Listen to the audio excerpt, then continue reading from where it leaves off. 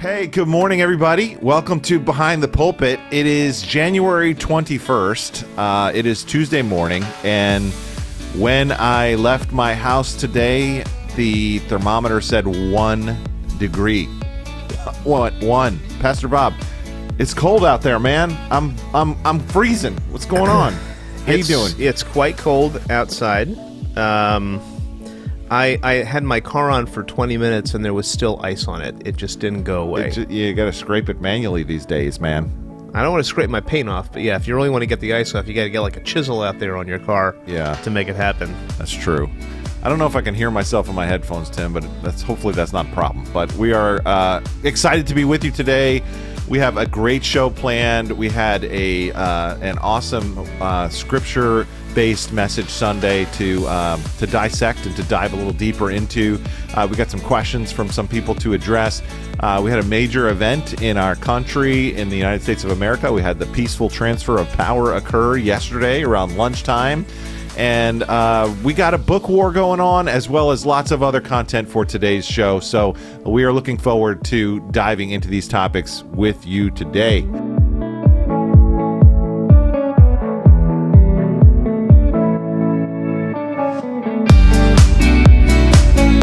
So, Pastor Bob, I think we want to start with our world-famous competition going on here that's called The Great Book War. So, I got a book. All right. You got a book? This particular book is in expectation of our upcoming Contend Conference. I hope that you've registered, and we're looking forward to having a wonderful weekend together here, the last weekend in January. And this particular book was written by one of our speakers, the keynote speaker, Elisa Childers, along with Tim Barnett, who is an up-and-coming apologist, digital content creator, a solid defender of the faith, as well as Nancy Taylor. So, The Deconstruction of Christianity. I've recently been just diving into this book. This happens to be the workbook, but I do have the big book as well. It looks just like this. And I think this is a really excellent resource for those of us who are wondering, how do people move away from the orthodox tenets of Christianity into heterodoxy? What are the causes of that occurring, and what are the remedies for that, and how we can help people, and how we got to this place in our culture? And so this is relevant to many people. Friends, even family members, sometimes children, grandchildren are deconstructing.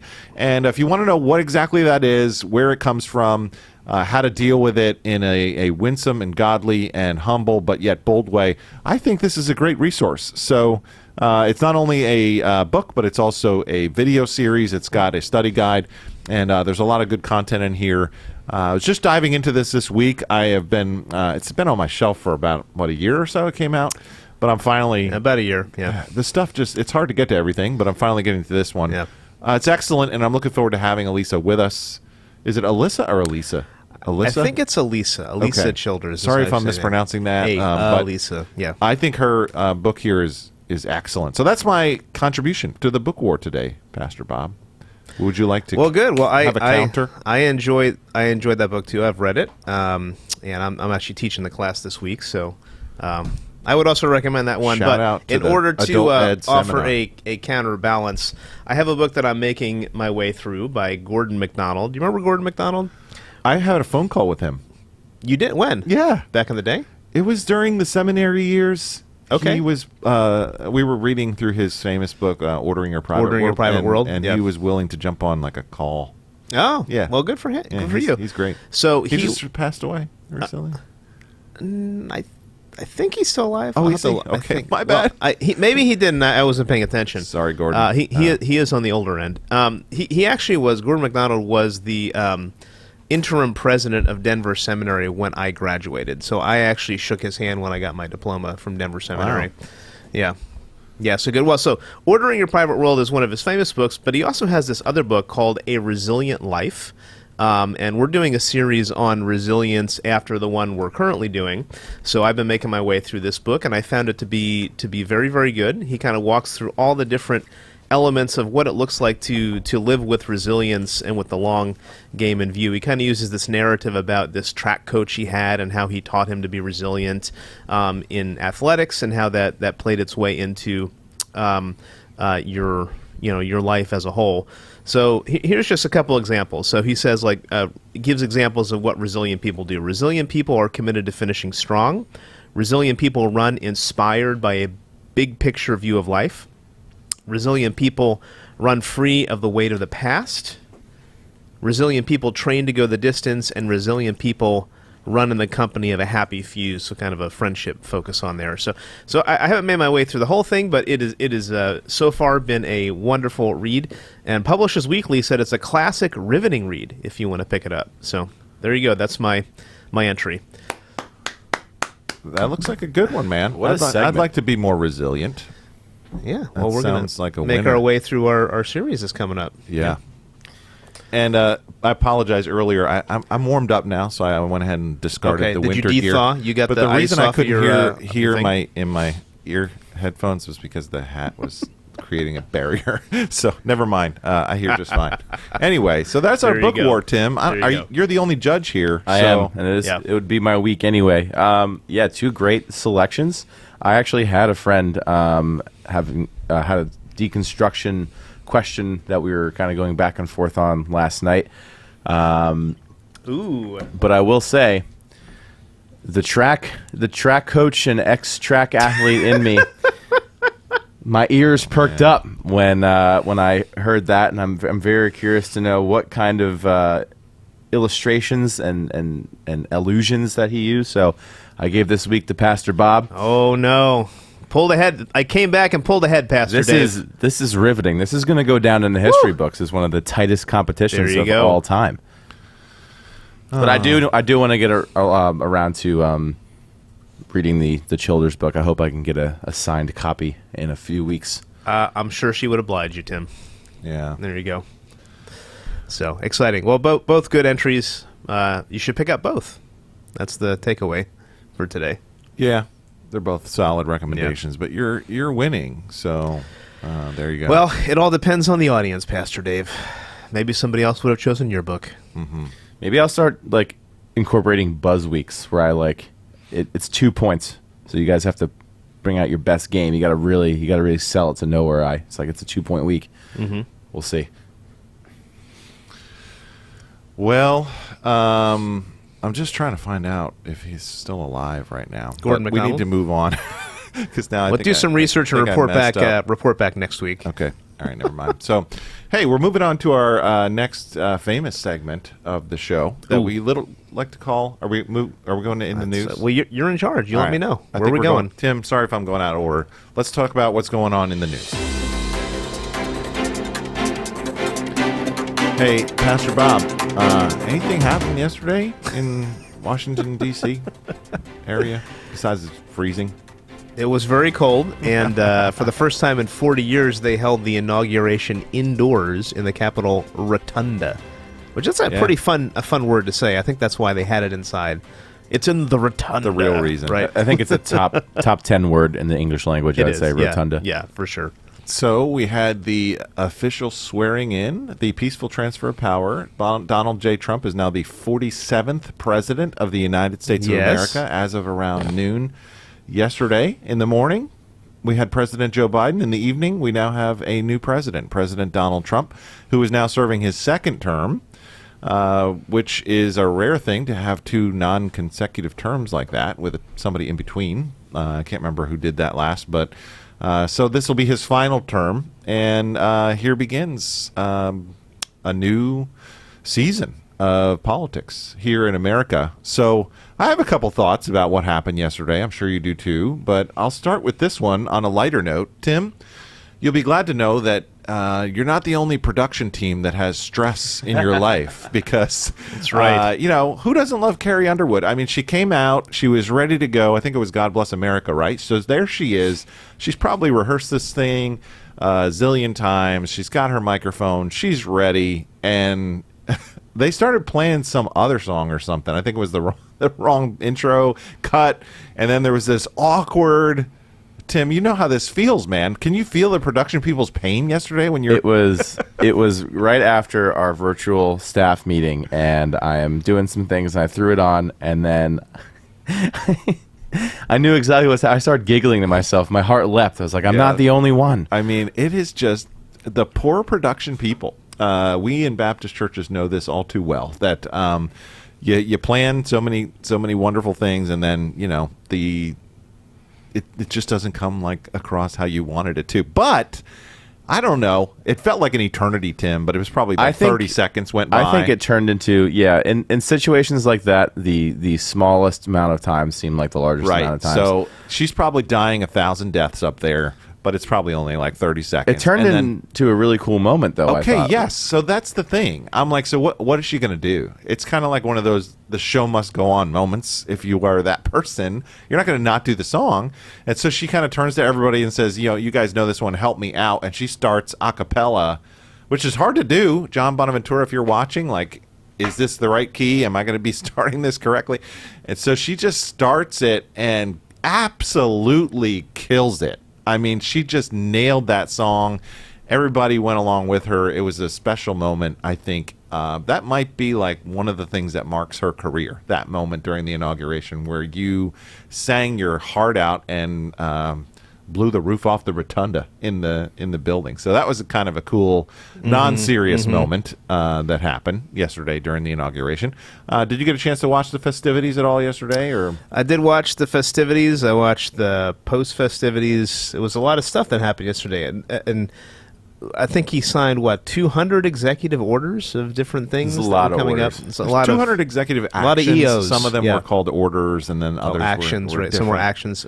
What's the difference between an order and an action? I'll get back to you on that. I'm not totally sure. You should look that up when you're looking up the Gordon MacDonald thing. Yeah. I'm not totally sure. But it was a lot. I mean, I think he gave 3 or 4 speeches in one day.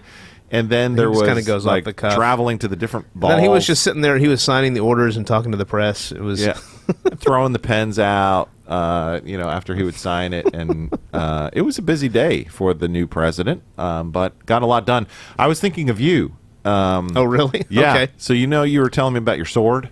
Yes. So there was one part where he was at the Commander-in-Chief ball, and then him and J.D. Vance were instructed to cut the cake, so they had these military personnel come out, and they handed him and Vance these 2 gigantic swords to cut the cake. Oh, really? And he, starts cutting this cake, touching the blade. I'm like, watch it, man. So he's pushing it through, and then he starts doing the Trump dance with the sword. Oh, I did see that. It was a fun moment. I'm like, Pastor Bob, you got to use your sword, man. There's a lot of things you can do with the that Marine thing. sword, not the Roman sword. I got a Roman sword, so we can duel. So that was what else stuck out to you yesterday as we had this huge news story come to fruition? Well, obviously, I think what's often been mentioned is the fact that in our country there's a peaceful transfer of power. So, you have one president leaving, another one coming in. Both very much disagreed on a lot of issues. I did think it probably, being in more of that intimate setting, I wondered if it made it very awkward for the opposing party sitting less than 2 feet behind him as he's sitting there criticizing them. That was so. I guess awkward is the right word. Sometimes in an inauguration speech, you do criticize the opposing party. Not all the time. It's sometimes more like a unifying moment. Right, but, right. Actually, Obama was very critical of the Bush administration when he first got in. And I did remember people remind me about that. Was not exactly nice, right? Yeah. But Trump, Biden is there. I see Biden looking at the floor. I actually kind of felt bad for him. So he was talking about some negative features, in his opinion, negative features of the previous administration. The guy's right there. Yeah, and the person he beat in the election is there. So, yeah. I mean, I guess that speaks to more the fact that, as awkward as it is, you're there to kind of witness the transfer. And then in 4 years, you get a chance to run again. And we have another election to see if those policies worked or didn't work. Right. Yeah. So one of the things that happened pretty quick yesterday was this issue of gender. So I thought we could maybe mention at least this one thing. Let's mention that, yeah. He mentioned this not only in the inauguration address, but also there was an executive action regarding that the government will only be recognizing 2 biological genders. And that's kind of a big deal because you may remember there was a tweet from 2021, January 25th, 2021, that Joe Biden said that the transgender issue is going to be the equal rights issue of his presidency. Right. So this was quite a contrast there. And that's not an issue that, we as ministers of the gospel are neutral on. That's something that we have spoken to as well. Yes.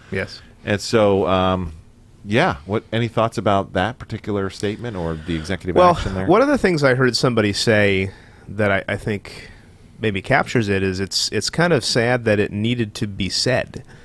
Right. That there needed to be an executive order or action, whatever it was, on that particular topic. And I do think that was a major factor in the actual election, that we need to return to common sense on this particular issue, and how it's impacting women and children and others. So that was I think that was a very good thing. Although I'm sure there will be weeping and gnashing of teeth because it was said and done. So we'll see what the reaction to that is. So let me just read the exact executive order for a second. So the executive order establishes government-wide the biological reality of two sexes and clearly defines male and female. All radical gender ideology, guidance, communication, policies, and forms are removed. Agencies will cease pretending that men can be women and women can be men when enforcing laws that protect against sex discrimination. Woman means an adult human female, so they're defining woman, which was challenging recently. Yes. And then finally, the executive order directs that government identification, like passports and personnel records, will reflect biological reality and not self-assessed gender identity. So that's a pretty significant, sweeping reality. Pastor Bob and I have talked about this many times, and when we talk about this, sometimes the critique is you guys are getting political, but that's not true. So that critique that we're getting political is really a sham. It's not that we're getting political, it's that the politics are getting more religious, and they're starting to step into foundational issues that the Christian faith speaks to. So when the society keeps telling us that a boy can become a girl and a girl can become a boy just because of a choice that they're making in their minds, with all due respect to people who may suffer from gender dysphoria and actual mental health issues, which we understand those exist, but that's not actually what we're talking about in the majority of the cases. We have to be able to speak to that issue with clarity. That's a particularly destructive lie that our culture has been buying into over the last few years, and Genesis chapter 1 and Genesis chapter 2 speak directly to that. This is not nuanced. This is like basic. This is foundational. This is like being a Christian 101. And so that's something that I was glad to hear about yesterday. So we've turned a page, at least on that issue. Yeah, well, hopefully the page will not turn back, but yes, since the page has turned, and it does feel like a new chapter. Yeah. Good. Well, that was a pretty significant news story that occurred. I'm waiting to hear about the drones today. He told us That's supposed to be today. Day 2, he's going to tell us about the drones, so we're gonna see if he keeps his promise on that. I was hoping to know that this morning, but I guess we have to wait maybe later this afternoon or We'll something. see. Yeah, We'll see. Oh, by the way, Marco Rubio was confirmed as Secretary of State, so the first cabinet member, and we'll see how many other ones get through. Wow. But Marco Rubio's on the job. Okay, one more thing. Let's talk about the clergy that were involved. So there was good. Yeah. Okay, there you go. several opportunities for invocations and benedictions at these things, which there usually is. I saw a few of them. At the actual inauguration, there was a Catholic priest, there was a Jewish rabbi, there was an African-American pastor, Lorenzo I forget his name, but that was kind of brought the house down. extremely gifted, and apparently he just basically memorized Martin Luther King Jr.'s I have a dream speech and gave it with a little bit of addition at the end, but got a round of applause at the end for that. Was fantastic. Yeah, for sure. Franklin Graham offered a prayer and a little critique of the Gave a former critique before he administration. prayed. Yes. He did, which that was kind of cold, but also somewhat glorious in my opinion. And he prayed in Jesus' name, like loud and proud. So, a lot of clergy involved, a lot of prayers. I thought it was good. I thought it was honoring to the Lord, as we seek his blessing upon our nation. So pray for the new president, whether or not you agree with him. And I certainly have a lot of things that I disagree with him on. But please pray for him and his new administration, that God will use him to continue to cause our country to flourish. So big news story. God causes leaders to rise and fall, so this one has currently risen. Right. And we're all instructed to pray for our government officials. Yes. Yeah. Good. So that's in the news. A couple other things in the news that happen in the sports realm. So, Tim, I'm sure you saw this too. You're an avid sports fan, but we've got some movement in the NFL towards who's headed towards the big game in the Super Bowl. I know Brandon Hewlin is very happy about the Buffalo Bills and their victory on Sunday evening. And they're going to have to face Taylor Swift. I mean, they're going to have to face the Kansas City Chiefs, and we'll see how they do. The Chiefs how many years in a row have the Chiefs won the AFC Championship? It's Chiefs, a lot of years. Think they have been to the AFC Championship every year, except one, that Mahomes has been the quarterback on that team. It's been an insane run. But my focus is actually on the Washington Commanders, because their quarterback, Jaden Daniels, won the Heisman at my favorite college football program, LSU, last year. So as an LSU fan, I really, really hope Jaden Daniels succeeds, and it's cool watching him and Joe Burrow play in the NFL. But yeah, kind of a shocker beating the Detroit Lions and going to the NFC Championship in an all NFC East vehicle. And the Cowboys and Giants fans here in New Jersey will be watching with a tear in their eye, seeing their two division rivals go at it to go into the Super Bowl. Right. And the other thing, we'll see what happens there. You got any predictions there, Tim? Or I think the Bills are going to do it this time. Wow. So, who is it again? It's going to be the Bills, Chiefs, and then Commanders, Eagles. The Ravens lost. Yeah, Ravens lost. Delia's going to be upset. I think it's going to be Bills, Eagles in the Super Bowl. Mm-hmm. Wow. I'm going to go. Okay. I think Josh Allen's going to get a Super Bowl. He just got engaged. He's going to get the Super Bowl. Will the Bills finally win the Super Bowl? I think so. I like the Bills. As a Jets fan, that they're in their division, so it's hard to root for them sometimes. But I do really like the Bills and Josh Allen. So just backing up to the college arena real quick. So we've talked a little bit about the revival in the Ohio big night State last night, football program. Mm-hmm. And so both teams, Notre Dame and Ohio State, have several outspoken Christians that are just testifying loud and proud about their faith in Jesus right now. So I thought this was a cool story to highlight in terms of in the news segments. So this particular story notes that the Notre Dame quarterback Riley Leonard, as well as the Ohio State quarterback Will Howard, and running back Trayvon Henderson and wide receiver Emeka Ekbuka have all talked about their belief in God leading up to the game. And this particular quote stuck out to me. So, quote, "I truly think things happen for a reason, not only us, but Ohio State as well. I think we're the two main teams to just publicly display our faith the most." And this was from Riley Leonard, the Notre Dame guy. And he said, "I truly believe that Jesus was looking over both our shoulders throughout the whole season and put these two teams on a pedestal for a reason." Howard talked about his belief in God after the team's upset win over Oregon in the Rose Bowl. And then he said, "First and foremost, I got to thank my Lord and Savior Jesus Christ for giving me this opportunity to be on this stage in the Rose Bowl." And I thought that was a cool story, man. These guys are just like totally being bold about their faith in Christ on a very, very big stage, big platform. So kudos to them. Did you see that story, Tim? Yeah, and we've been seeing. I haven't heard as much about Notre Dame, but you've definitely been hearing about the Ohio State football team and what they've been doing on their campus. Right. It was cool to see them win, but yeah, if that's the case, I haven't heard so much about Notre Dame. But it's crazy how that works, where you're two college football programs that are shedding the most light or on the biggest stage in the sport. So exciting that's times. really cool. So that kind of leads me into a segment where we're talking about revival in our nation and people talking about Jesus. Revival's happening with the football team, so it's spreading, right? There's something in the air, man. There's something in the water. There's something going on. The tall grass is rustling, and as it's been said, we're seeing where the Lion of Judah is going to pounce next. So Yeah. we've been talking about this in our church series. If you're joining us and you haven't been around, we're doing this series called Overhaul of the Heart.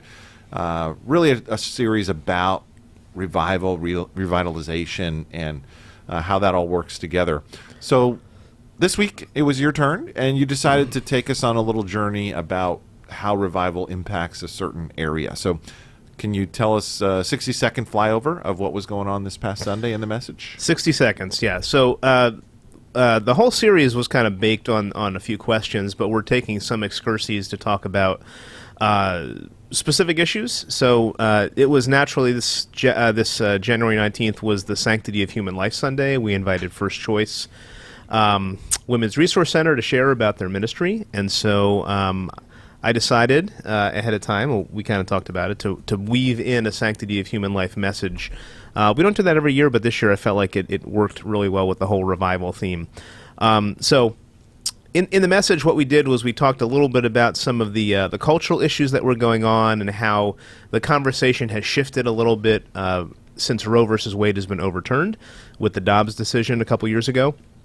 And the whole thesis of the message was how when revival comes, it changes it overhauls our heart in terms of our worldview, and by extension, I think the societal implication is that abortion will become not just illegal but unthinkable.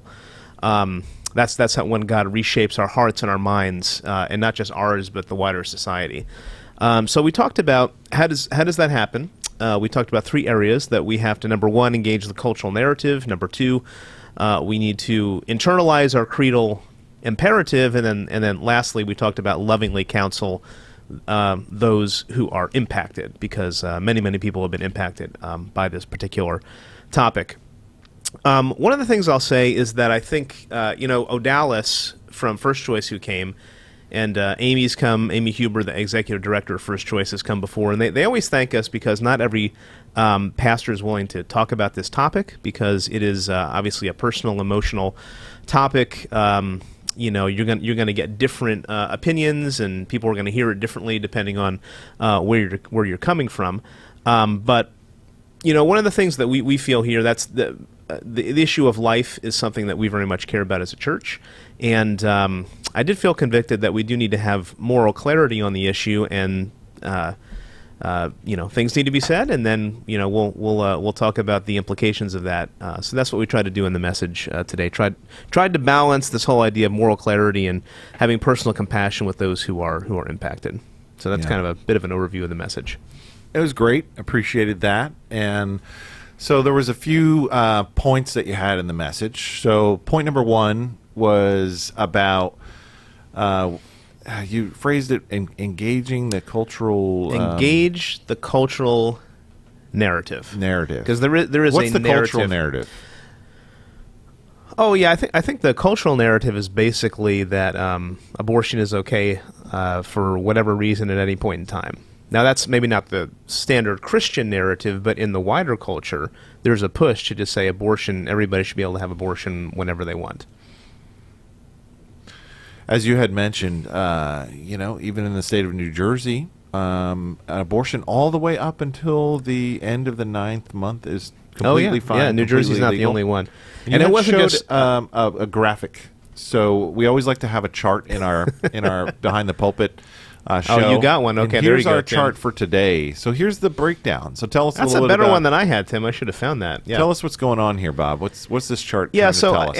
after the Dobbs decision, a number of states decided to actually put state, because what happened with the overturning of Roe versus Wade was that the legislation on abortion went back to the states. So then you had all these states going and making laws at the state level, and on there you can see I think it was the red states are the ones that had a total ban, and then there's other ones that kind of had restrictions later on, and then the blue states there, basically abortion is legal.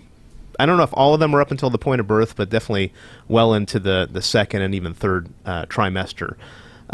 So you can see in New Jersey, I know specifically there's no restrictions up until the point of birth. So, you can choose to abort your child right before they're born, basically. And really, the reasoning can really, to some extent, be twisted to anything. So even things down to mental health, and those are very broad, subjective terms. So if you have somebody who's willing to do it, you can find somebody who's willing to participate in an abortion, like doctor participate in an abortion up until the point of birth. No. Well, so we've got some more work to do. So we do. It's not Yes. like the overturning of Roe by the Supreme Court was like, oh, this issue's over, now we can move on. Yeah, well, that was actually one of the things that I said at the beginning here, is that some people maybe assume that, well, Roe versus Wade is done, so this issue isn't as important.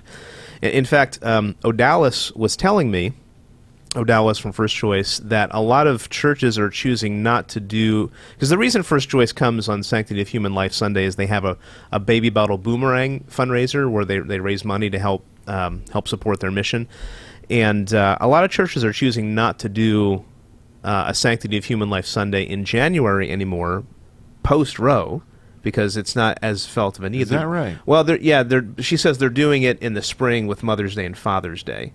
Oh. Well, that was interesting to me in terms of the shifting on when people are wanting to have First Choice. So it's coordinated with the day that the Supreme Court case occurred, right? January, whatever. Right. That's why it's typically in January. But because that case was overturned, I guess people are feeling a little differently about when to address the topic. But my point was that it's even though that was overturned, it's still, for us, nothing really has changed. So it still is a good day to address it. Yeah.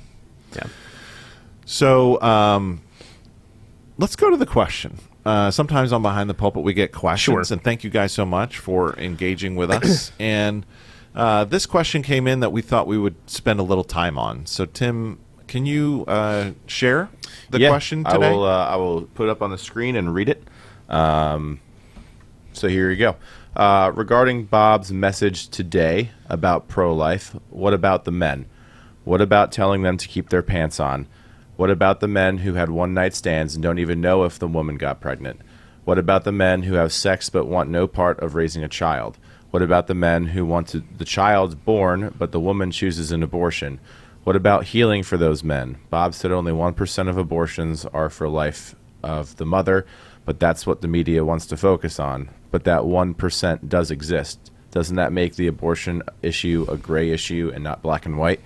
I'm sure there were women sitting there this morning who have had abortions or an abortion, who would have struggled with missing compassion in the message. Thank you.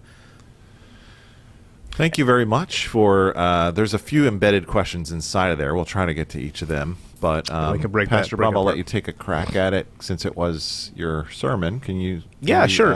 Thanks again. Thanks for the question. I think one of the things that's challenging that we talk about when we put messages together is it's really hard to address every single thing in one message. So at some level, every message at some point, falls short.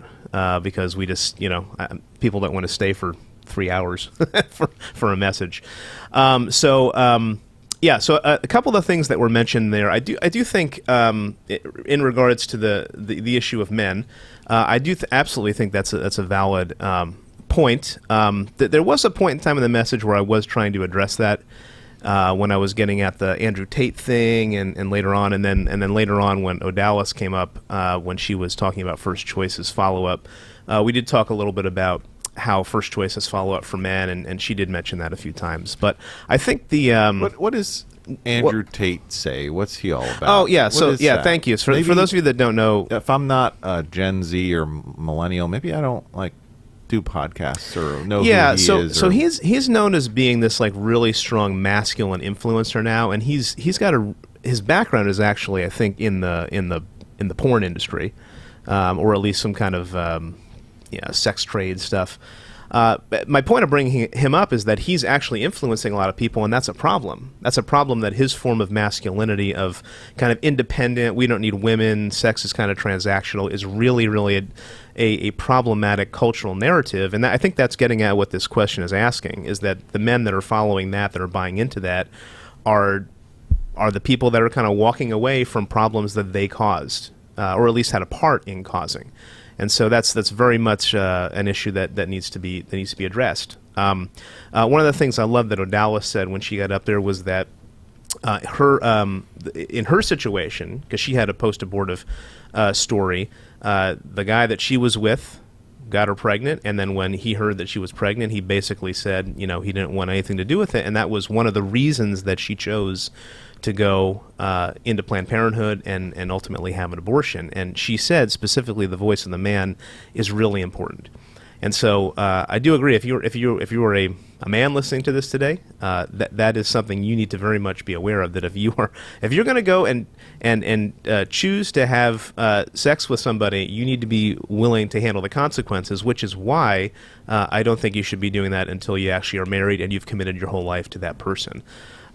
So that's a fair critique. Okay, just pull on a couple threads that you've mentioned. Go ahead. Don't lose your thought though. Yeah.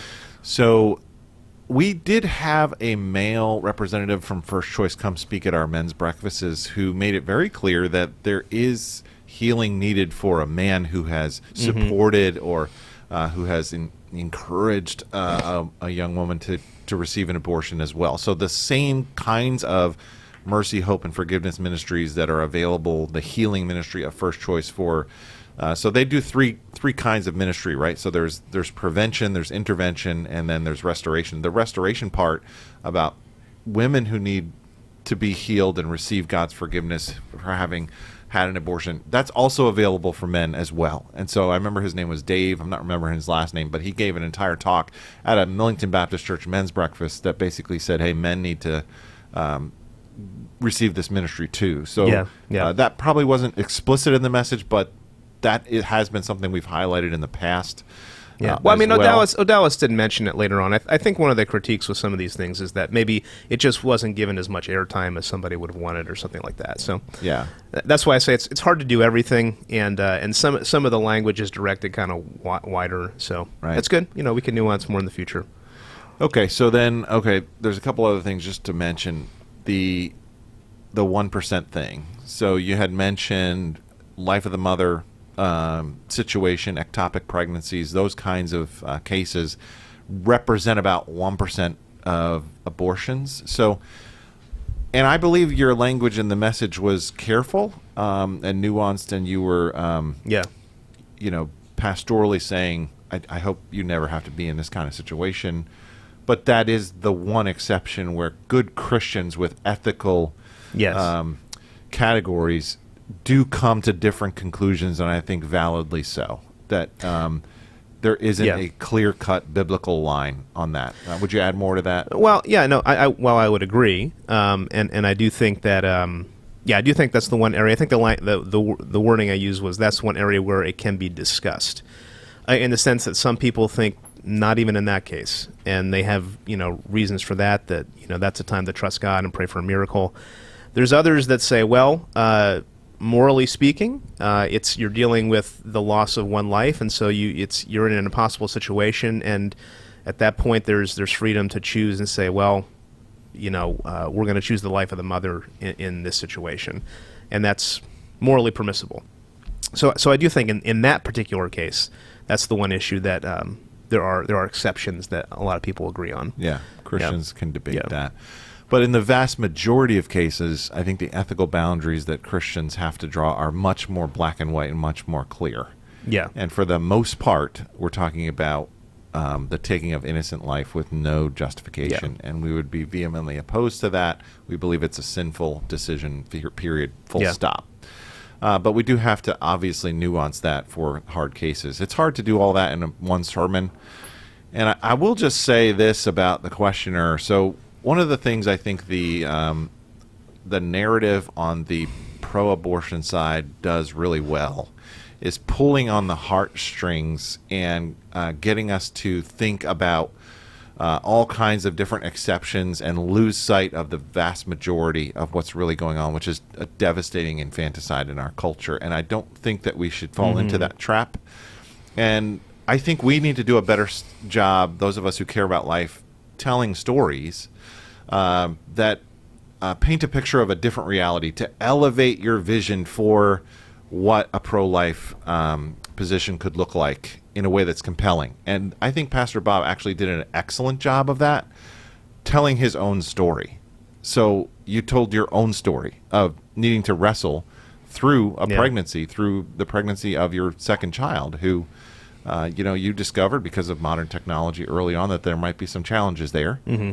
And you had to wrestle with that. And Pastor Bob is a man who had to make a decision as a man about whether or not he was going to continue along with his wife this pregnancy. So I think maybe you didn't say explicitly to the other men in the room, hey, you guys need to step up in this way too. But by your example as a man, leading your family and celebrating your son and leading leading the church through helping us see this is what I did as a man who was involved in a pregnancy that was hard.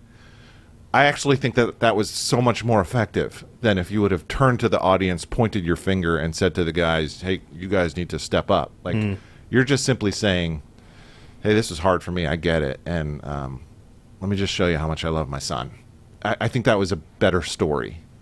So I don't know if you want to say anything about your specific family case. You went way into that in the message, and very vulnerable for us. Thank you. But would you add anything to your I hadn't personal even story there? Thanks for framing it that way. I honestly hadn't even thought about it that way, but I think that's it was very true. Loud and clear to those of us who were watching. I will say I did have a couple men come up to me afterwards. One guy who had been involved in something. I mean, way many years ago. Actually, before a lot of the modern ultrasounds. So he said, well, back you didn't even think it was. You couldn't tell because this was early on. I was a teenager. Times have changed. They've very much changed. And another one who just said that he, particularly as a husband and father, kind of voiced some of the things that you had said in terms of respect. So I agree. Yeah, I guess that message was there. That was what I was trying to shoot for. So that's very good. It's a good word. Yeah. Anytime we preach on an issue that's so debatable, it can come across as it's hard to cover every little nuance, every little thing, but I thought it was a good message, and you came across with a certain amount of prophetic apostolic boldness, which I think is needed on this issue today. Yeah, and maybe the other thing that I would add, because I think the last part of the question was about compassion, and sometimes people offer messages like this, and they lean very heavy on that. I was trying to have a balance. Maybe for this listener there wasn't enough, but if I did lean maybe a little bit more on the moral clarity, I do think it's because this issue has become so, like, the moral clarity is going away, and people are leaning so hard on the compassion that they miss the moral clarity of the issue. So I think at least convictionally, I felt that needed to be said because it's being lost. And that's what the question that, and this really is, if you again, I mentioned last week the book The Case for Life by Scott Klusendorf. He's the one who really talks about framing the discussion Let at the the record beginning. show that's the second book. Well, I've recommended it last week. So the key question is, what is the unborn? And if the unborn is human life, it offers clarity to the discussion. And yes, we need to have compassion. Yes, we need to help folks. Yes, we need to probably be a lot better at that than we are. But if the unborn is a human life, then that life deserves to live. And that's the issue. That's the issue that I think we've lost sight of in the cultural conversation. And that cultural narrative in some ways is seeping very much into the church. So that was at least why there was a little bit more, on my end, a little bit more pointedness towards that, while also trying to spend, I mean, we did spend the last third of the message on Odalis and the compassion and all that, but I understand sometimes things aren't, like, people want things to be framed a certain way and they want to hear it a certain way, but that was the heart behind the message and kind of why we went in that direction. Yeah. Well, thank you for clarifying all of that and for delivering that message for us. Just a quick little recap of the action steps as we wrap up the sermon summary part. What can people do if they care about this issue? Can you remind us specifically with First Choice, what are some next steps, real tangible ways? How can I care about life today? Yeah, well, since we had First Choice come in, we focus very much on the ways you can be involved with them. The key one is that it is Baby Bottle Boomerang fundraiser this month. So if you were not here on Sunday and you want to pick up a bottle, please go and do that and give. You can also just give on their website.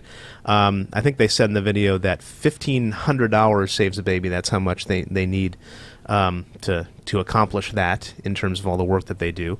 So if you want to give to First Choice. They're doing great work. You can pray for them. You also can volunteer with them. There's a number of volunteer opportunities. If you go to their website, you can see the different ways you can do that. I know particularly if you have a medical background, that can be very much helpful in terms of opportunities. But I think if you serve with them, you'll see the issue front and center, very much so. Awesome. Well, thank you very much, and we look forward to continuing our series, Overhaul of the Heart, this next week as we center ourselves on the gospel and how that is to be embraced by the unbeliever and also embraced by the believer.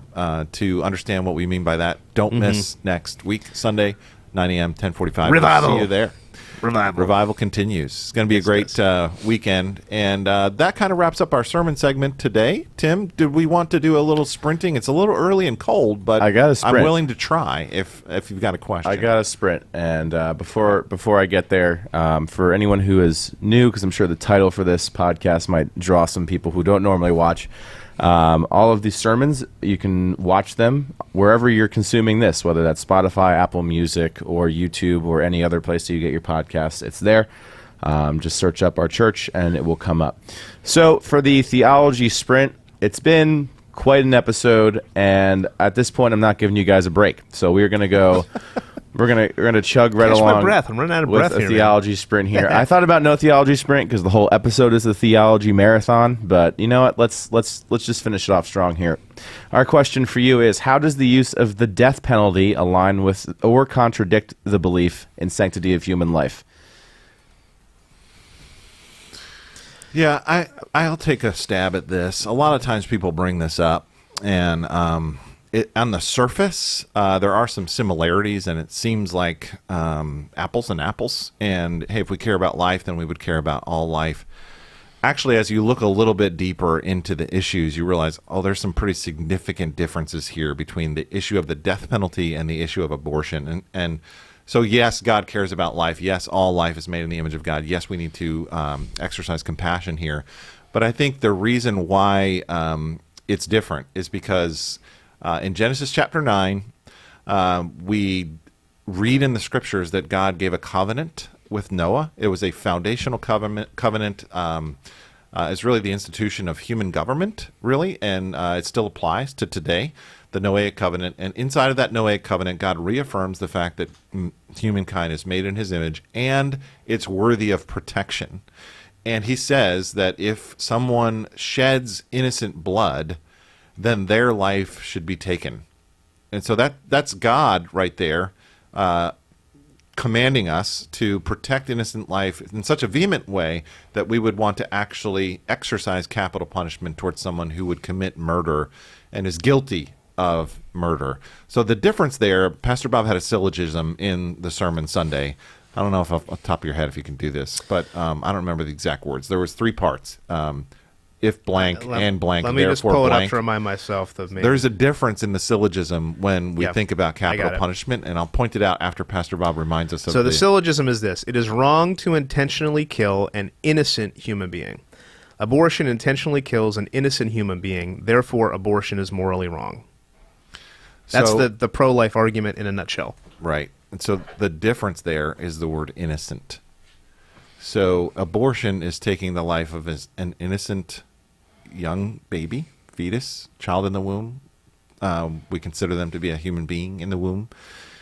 The person who is on death row who has committed an atrocity is not innocent life.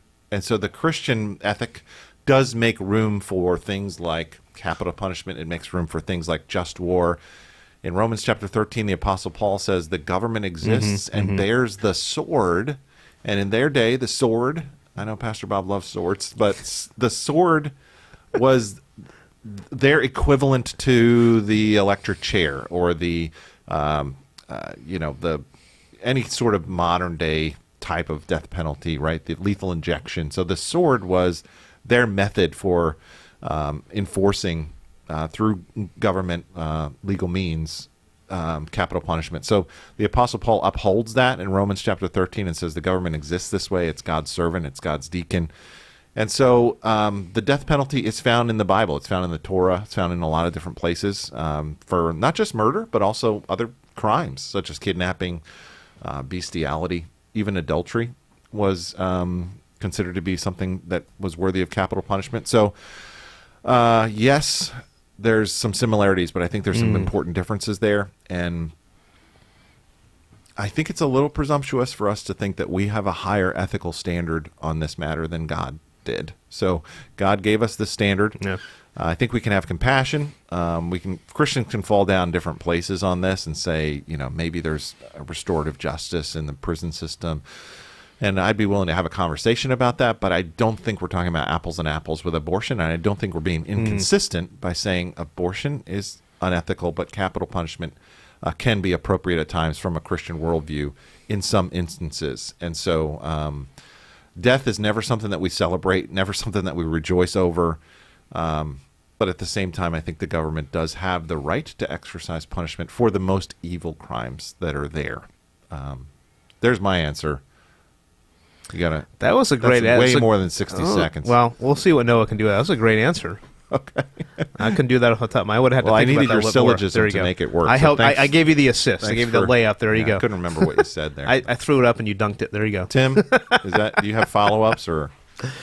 I don't have follow-ups. I guess a follow-up that someone might ask is then, is the death penalty warranted for people who have abortions? If we, I think that would be a follow-up question that I think people would ask. I don't know if you feel like answering that one quickly right now, but There is a movement called End Abortion Now that does seek to put in place legal punishments for people who commit abortion. I need to do a little bit more research before I come to an opinion on that, but that's a fair question, and I'm interested to learn more about that.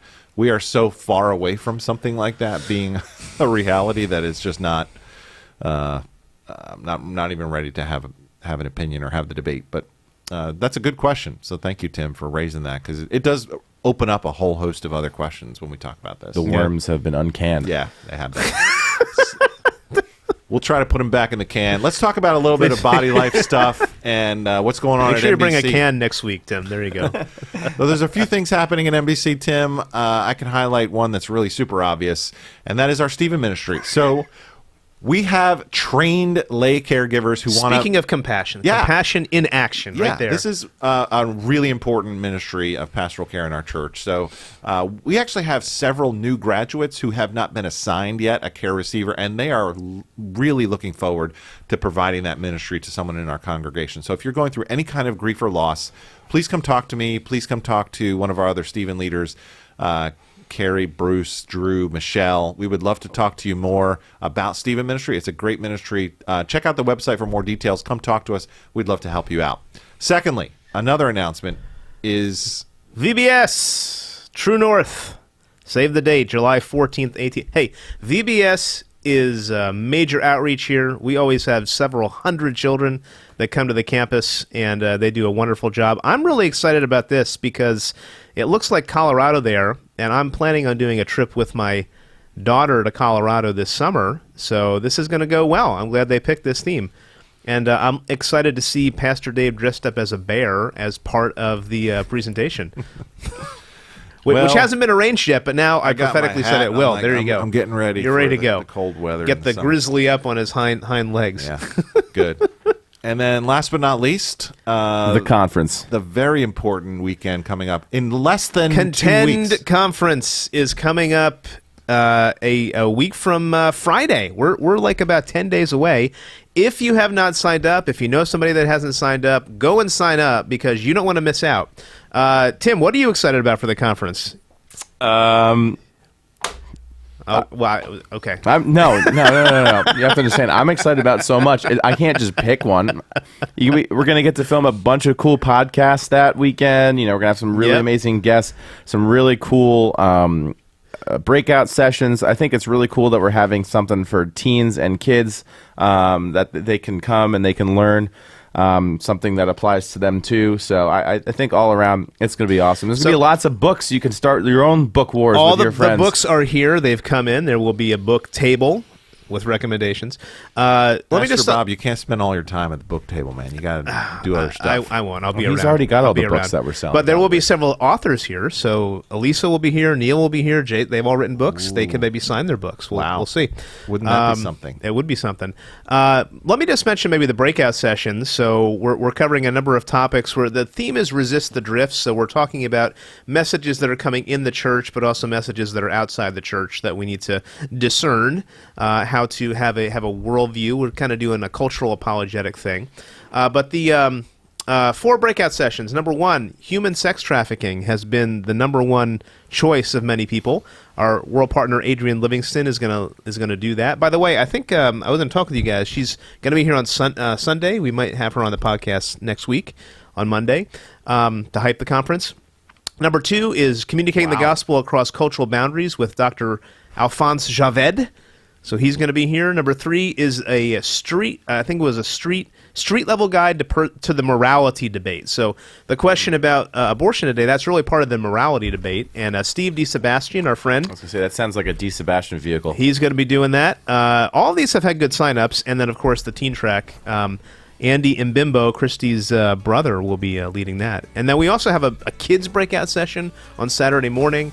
It's going to be fun. And Chad Boudreau will be leading worship. So if you want to come see the Raging Cajun, the former worship leader here, make sure you come out for that. It's going to be off the hook, off the chain. What do you guys say? I don't think anyone says that stuff anymore. Okay, what do you say? What's the? It's going to be cool. What's the way to say it? I guess people say now it's going to be fire. It's going to be fire. I think that's what the current terminology is. Fire. You're going to burn up if you come. All right. I'm ready to be done with the podcast, and I'll Speaking go back of fire outside. over here. Suddenly I can't hear in my ear headphones anymore, Tim. Something's wrong there. Hey, guys, stay warm today. We're glad that you're with us, and thanks for watching the show Behind the Pulpit, and we will see you back next week. Stay warm, stay well.